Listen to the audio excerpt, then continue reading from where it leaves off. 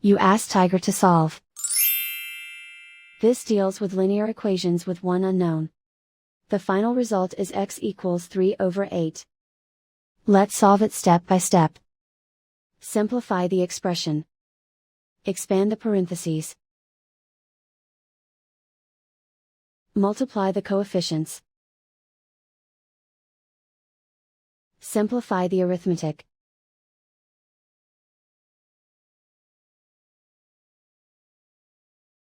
Group all constants on the right side of the equation. Add 8 to both sides.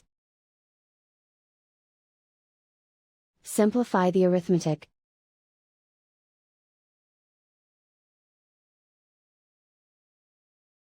Isolate the x.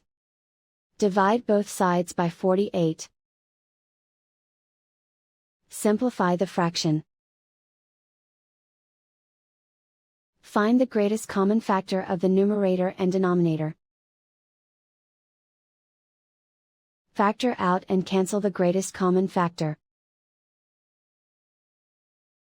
And so the final result is x equals 3/8.